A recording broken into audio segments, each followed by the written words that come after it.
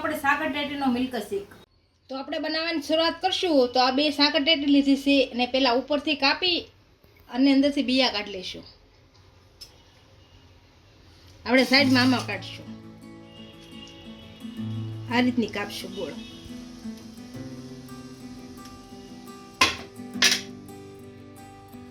આ બીયા કાઢી લઈશું ચમચીની મદદથી.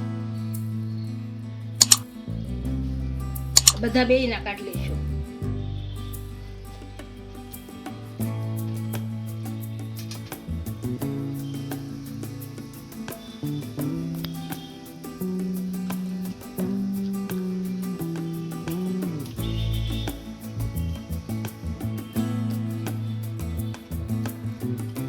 આ ગરીબનો ભાગ છે એ બધો કાઢીને મિક્સરમાં નાખી દઈશું. આની ચમચીની મદદથી કાઢી લઈશું.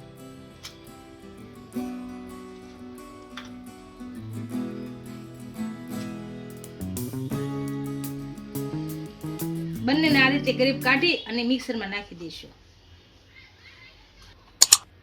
આપણે અંદરથી બધું કાઢી લીધું છે. આને સર્વ કરવા માટે સાઈડમાં મૂકી દઈશું.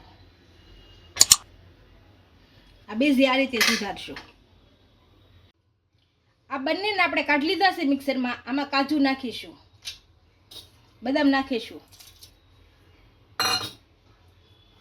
અને સ્વાદ અનુસાર ખાંડ નાખીશું. જો ગળ્યું ખાતા હોય તો જાજી ન ખાય, મોળું ખાતા હોય તો થોડીક ન ખાય. હવે દૂધ નાખીશું.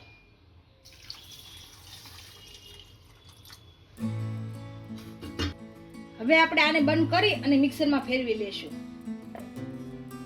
આને આપણે મિક્સરમાં કાઢી લીધું છે. આને એક વાસણમાં કાઢી લઈશું. હવે આપણે આની અંદર 1 થી 2 ચમચી તકમરિયા નાખશું. આને આપણે પલાળી દીધા હતા 2 કલાક પહેલા.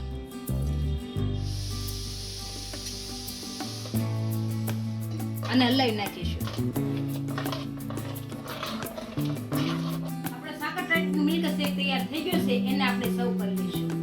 હવે આપણે આની અંદર મિલ્ક શેકને સર્વ કરી લઈશું.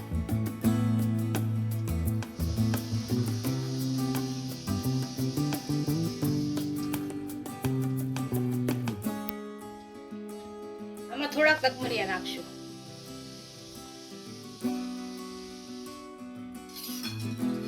આની અંદર આપણે વેનીલા આઈસ્ક્રીમ નાખીશું.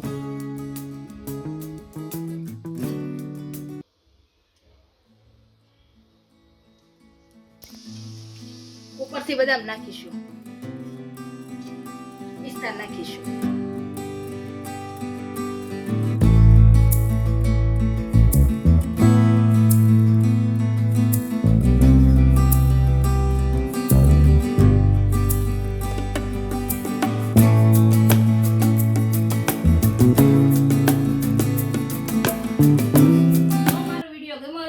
લાઈક કરી દેજો, ઇન્સ્ટાગ્રામ પર ફેસબુક પર ફોલો કરી દેજો. મળીએ નવા વિડીયો સાથે.